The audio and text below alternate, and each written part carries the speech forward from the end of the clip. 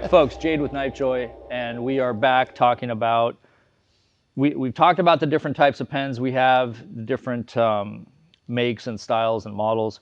We're going to talk about how to carry it, where to carry it, on your person, off body, and some options with that. So the first and easiest I'm going to go with the fell holster here.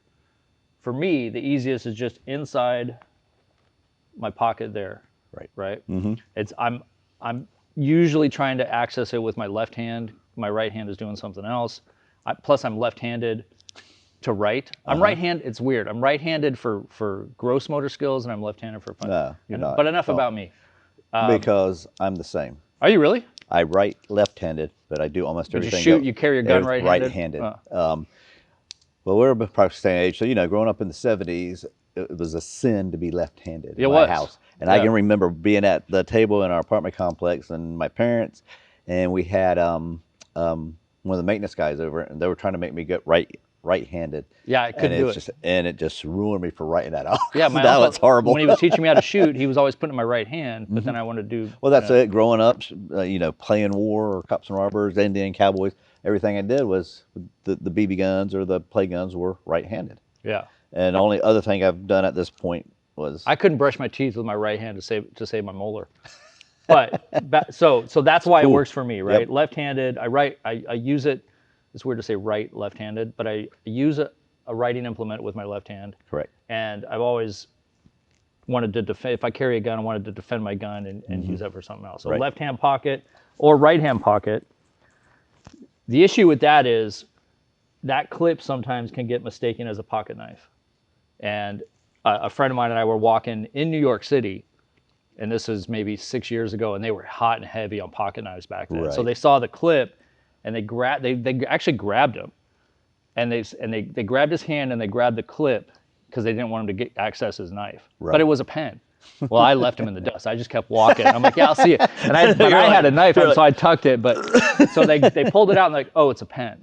So something to think about if you've got a big clip like that one there, and you're worried about somebody thinking you have a knife, don't carry it like you would carry a knife. Right. Okay, so pocket one, shirt pocket, that's pretty obvious. Right. Everybody expects to see a pen there. Right? That's not weird. It's just this Pendleton it kind of pooches up, so I don't like that. Some people will put it like a tie clip inside their shirt there. See lots of that, yes. And then you were talking about collar carry earlier. Up here, you can put up in the collar of your collar. Shirt. Yep. Now, there are some clips that are more prominent. So like this one's got a machined clip. A couple of these are bent. So some are going to lend themselves a little bit easier to different types of carry. Correct, right. Cool. Off-body carry. I've got not a lot of people use an old school notebook anymore, but field notes are pretty popular. This one was actually, I think Nottingham sent me some of their actual new updated notebooks.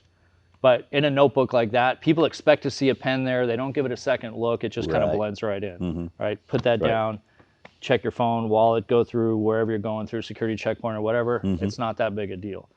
But it is off of your body. Something to be concerned about with, you don't want to leave it somewhere. Right. You need to make sure you pick it up and go.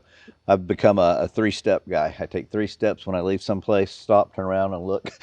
Okay, that's a good rule. Yeah, 1, 2, 3, look. Make sure there's nothing there. Right. I'm sure leave if you spend some time in your airports, government phone somewhere and have to go find it, and it's not where you were sitting. That trains you really quick. That reminds me, I'm going to hide your phone from you later. Oh, please don't.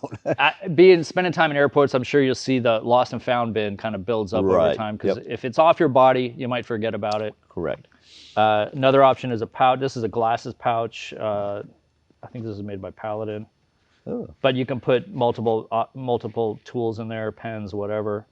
So there are options where you can, if you're not carrying it on your purse, or if you're a woman and I just said if you're not carrying it on your purse, and if you're a woman, you're going to put it in your purse. Yeah. I should get better at speaking. I'll work on that.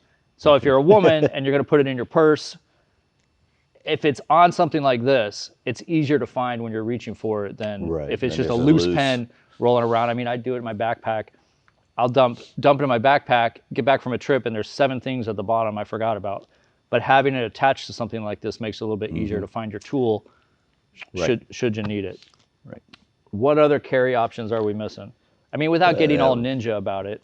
Well, anywhere, like you said, back pocket, in the back corner pocket on whichever side you like, you can slide it in there. I mean, like you said, waistband, you can always tuck it in the waistband. Always stick in your waistband. Yeah. Tuck it in your Tommy Johns. Yep. But for access, it needs to be at waist level or higher. Right. Somewhere. Generally. Yeah. Somewhere in here. Okay. So do that, and then you get to work. All right.